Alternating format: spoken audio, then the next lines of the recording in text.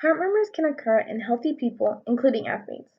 I wanted to look more into heart murmurs because typically, when there's anything to do with the heart, people get scared and they think they have to stop doing what they love, like playing a sport.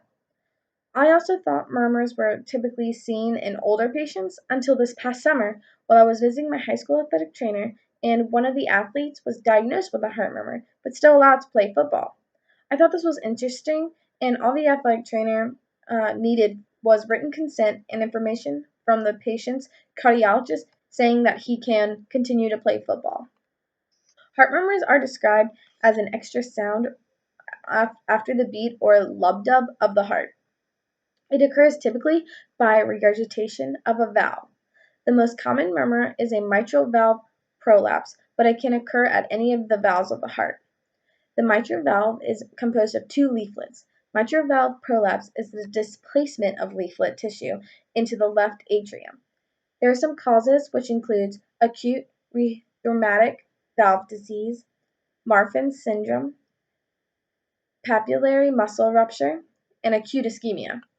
There are innocent murmurs that many infants are born with, but after a couple of days, the valve closes naturally with breathing. This is called ventricular septal defects, or VSD, which usually closes before adulthood. Sometimes it does not, and that is what causes the murmur. There are also asymptomatic or innocent heart murmurs that are the result of normal and patterns of blood flow through the heart and vessel. Some innocent heart murmurs are aortic systolic murmur, pulmonary flow murmur, supraclavicular systolic murmur, and venous hum. There are also some key factors of innocent murmurs that are known as the seven S's. It includes sensitivity, which is with changes in the child's position or with respiration, short duration, single, which is not associated with clicks or gallops, small, which is when the murmur is limited to a small area and not radiating, soft, which is with low amplitude, and sweet, or not harsh sounding. Heart murmurs can lead or be the beginning of congenital heart disease and need to be monitored. Athletes that are diagnosed with heart murmurs can still participate in their sport depending on the severity of the regurgitation. An echocardiogram of the heart can show regurgitation and the severity. It is shown by a bright yellow or red color at the valve after the beat. Athletes and physically active people are generally tested to see how much physical activity is safe for them to participate in and when they should stop. They need to be monitored for any signs and symptoms that show worsening of the regurgitation throughout exercise.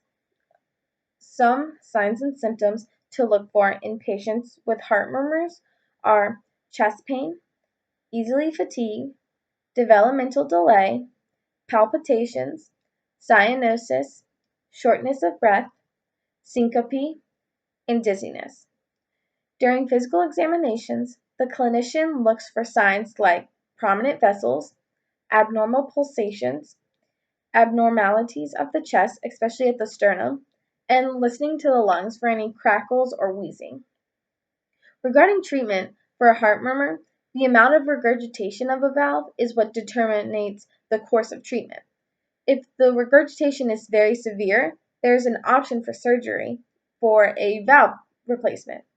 A mitral valve repair has some common techniques, which include using leaflet resection, artificial cords, and even leaflet reduction. This is generally a last resort and is not seen often in younger adults or people.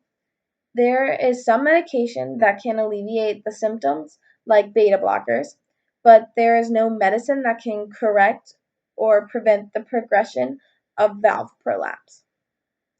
Heart murmurs are caused by regurgitation of a valve in the heart. I initially did not know what exactly a heart murmur was, what caused it, and what it was, and if it was even possible for someone to participate in sports with a heart murmur safely.